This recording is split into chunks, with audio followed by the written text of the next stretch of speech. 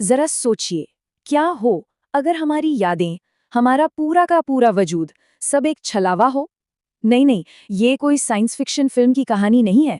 ये तो भाई कॉस्मोलॉजी का सबसे सबसे ज्यादा दिमाग घुमा देने वाला आइडिया है।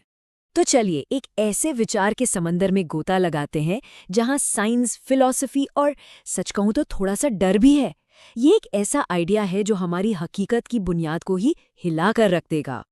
अब इस कमाल के लेकिन थोड़े अजीब विचार को समझने के लिए हमें थोड़ा पीछे जाना होगा, 19वीं सदी में, और यूनिवर्स के एक बहुत ही बेसिक नियम को समझना होगा।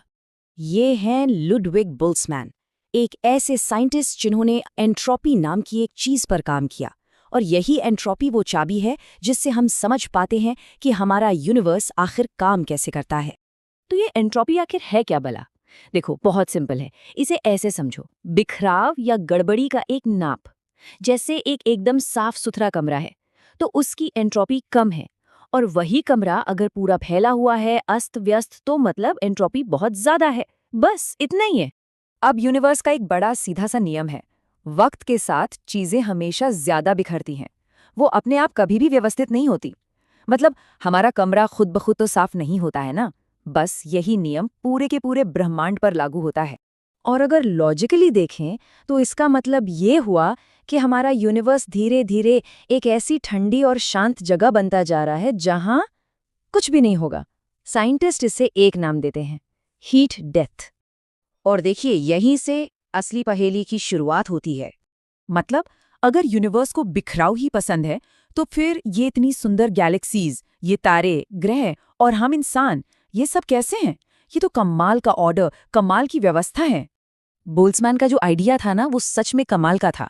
उन्होंने कहा कि हो सकता है ये जो हमारा पूरा ब्रह्मांड है, ये इस अनंत बिखराव के समंदर में बस एक छोटा सा एकदम रैंडमली बना हुआ बुलबुला है। ठीक वैसे ही जैसे उबलते हुए पानी में नहीं होते बुलबुले, बस बनते हैं और फूट जाते हैं। लेकिन रुकिए, कहानी यहाँ खत्म नहीं होती। आज के साइंटिस्ट्स ने इस आइडिया को एक ऐसे लेवल पर पहुंचा दिया है कि सच में दिमाग घूम जाएगा।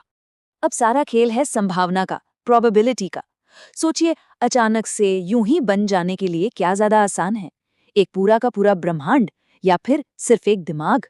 इसका लॉजिक ना बड़ा सीधा सा है। सोचकर देखो, अरबों खरबों तारों और गैलेक्सीज वाला ये पूरा का पूरा यूनिवर्स, इसका अचानक से यूं ही बन जाना स्टैटिस्टिकली यानी मतलब संभावना के हिसाब से ऑलमोस्ट नामुमकिन है।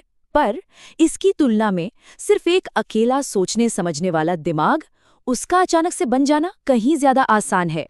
और ये जो अचानक कहीं से भी बन गया दिमाग है ना, इसी को कहते हैं बोल्ट्जमान ब्रेन। एक ऐसी चेतना जो शून्य से पैदा होती है, जिसके पास झूठी यादें होती हैं, एक ऐसी जिंदगी की जो उसने असल में कभी जी ही नहीं। और इसमें सबसे डरावनी बात क्या है पता है?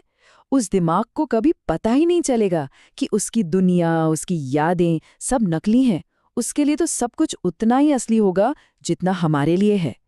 जरा कल्पना कीजिए, एक अनंत ठंडा खाली ब्रह्मांड, हर तरफ सिर्फ अंधेरा। और फिर अचानक उस सन्नाटे में एक चेतना जन्म लेती है, बस एक पल के लिए। उस एक पल में उसके पास बचपन की, प्यार की, सीखने की, एक पूरी जिंदगी की यादें कौंस जाती हैं, और अगले ही पल वो वापस उसी शून्य में गायब हो जाता है। एक पूरी जिंदगी जो बस एक पल में जी ली गई। अच्छा, ये सब सुनने में शायद फिलॉसफी जैसा लग रहा हो, पर ये साइंटिस्ट के लिए एक बहुत बड़ी असली प्रॉब्लम है। तो प्रॉब्लम पता है क्या है? अगर कोई साइंटिफिक थ्योरी खुद ही ये कहने लगे कि हम जो कुछ भी देख रहे हैं, जो भी महसूस कर रहे हैं, वो सब झूठा है, तो फिर उस थ्योरी पर कोई भरोसा कैसे करेगा? ये तो ऐसा हुआ जैसे कोई जिस डाल पर बैठा हो उसी को काट रहा हो। बस इसीलिए साइंटिस्ट ऐसे मॉडल्स बनाने में लगे हैं जो इस अजीब नतीजे से बचा जा सके। वो एक ऐसा यूनिवर्स का मॉडल चाहते हैं जिसमें हमारे जैसे असली ऑब्जर्वर्स की संख्या इन बोल्ट्जमान ब्रेन से कहीं कहीं ज्यादा हो।